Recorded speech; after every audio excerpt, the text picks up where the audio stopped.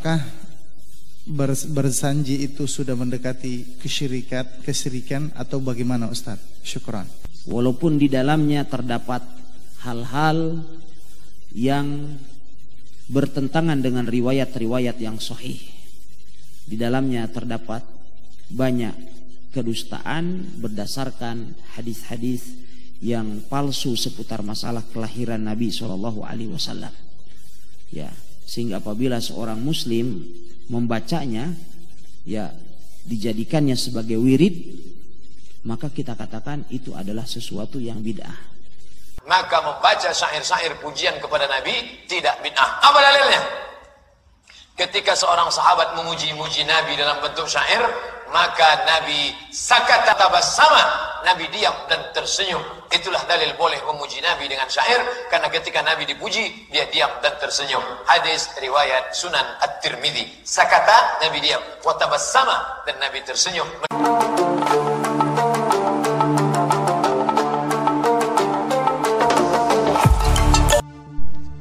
Nyata tidak jika membaca kitab Maulid Barzanji adalah bid'ah dan haram, karena menurut golongan Salafi Wahabi, isinya mengandung suatu yang berlebihan atau gulu dalam menyifati baginda Nabi Muhammad SAW, sehingga menurut mereka mengandung unsur-unsur kesyirikan. Manusia termulia yang pernah hidup di dunia, Nabi Muhammad SAW, yang mana beliau merupakan panutan seluruh umat manusia. Kedudukan Nabi Muhammad SAW yang sangat mulia banyak tergambar dalam beberapa kitab-kitab pujian yang berupa burdah atau salawat. Untuk menyebutkan pujian kepada baginda Rasulullah SAW sudah banyak tertulis melalui pena ulama seperti Maulid Al-Barzanji. Kitab yang bernama asli Iqdul Jauhar fi Maulidi Nabiyil Azhar, untayan permata dalam memuji penghulu Nabi. Akan tetapi kitab masyhur ini banyak mendapat penolakan, sebagaimana banyak dilontarkan oleh para dai-dai golongan Salafi Wahabi, yang mana disebutkan bahwa pujian kepada Nabi SAW dianggap berlebihan. Dasar utama golongan Salafi Wahabi untuk menunjukkan ketidaksukaan mereka terhadap kitab Maulid Iqdul Jauhar atau Al-Barzanji adalah dengan menyebut kitab tersebut berlebihan ketika menyanjung Nabi Muhammad SAW. Kitab yang ditulis oleh Syekh Ja'far Al-Barzanji tersebut kemudian digiring dan dikategorikan sebagai kitab bid'ah penyebab kekufuran. Sudah barang tentu bagi umat muslim yang akrab dengan kitab tersebut tidak dapat mendiamkan diri apa yang dilontarkan oleh orang Salafi Wahabi. Bagaimana mungkin kesalahan dalam tuduhan terus didiamkan, dan dengan leluasa mereka terus menuduh orang-orang muslim yang membaca atau mengamalkan Al-Barzanji sebagai orang ahlu bid'ah. Golongan Salafi Wahabi biasanya ketika menuduh ahlu sunnah wal jamaah sebagai golongan hulu atau berlebihan ketika memuji Rasulullah SAW memiliki dasar yang tendensius, dasar yang digunakan untuk menuduh berlebihannya pujian kepada Rasulullah SAW, menunjukkan kenaifan atau keluguan dan kedangkalan dalam interpretasi teks mereka golongan Salafi Wahabi.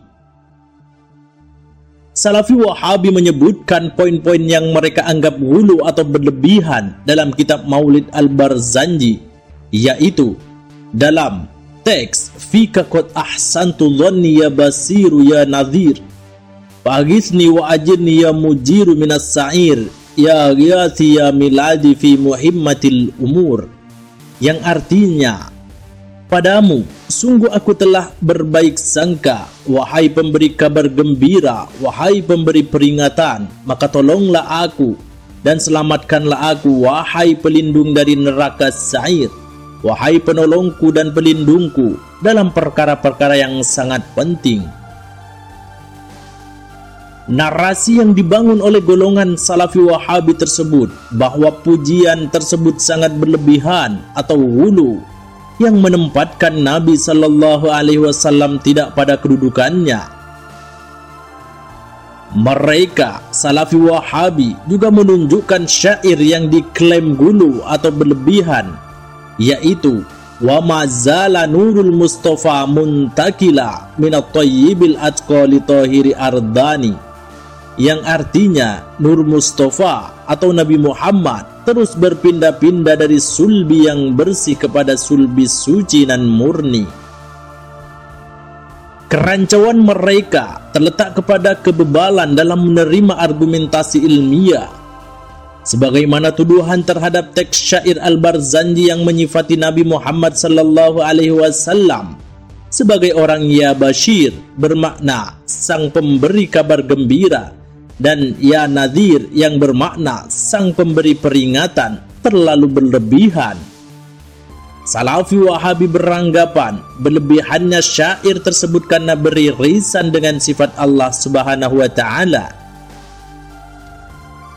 Padahal Allah Subhanahu wa Ta'ala sendiri menyifati Nabi Muhammad sallallahu alaihi wasallam dengan redaksi ya Bashiru, ya Nadhiru dalam Al-Qur'an, sebagaimana dalam surat Saba ayat 28. Wa ma arsalnaka illa kafatan linnasi basyira wa nadhira walakinna aktsaran nasi la ya'lamun, yang artinya, dan kami tidak mengutus kamu melainkan kepada umat manusia seluruhnya sebagai pembawa berita gembira dan sebagai pemberi peringatan, tetapi kebanyakan manusia tidaklah mengetahui. Dengan demikian, maka kesimpulannya bahwa narasi yang dibuat dengan sangat tendensius dan dangkal pengetahuannya oleh Salafi Wahabi menunjukkan bahwa diri mereka itu sangat dangkal keilmuannya dalam memberikan makna atau pengertian terhadap teks-teks Arab. Wallahu a'lam bis-shawab.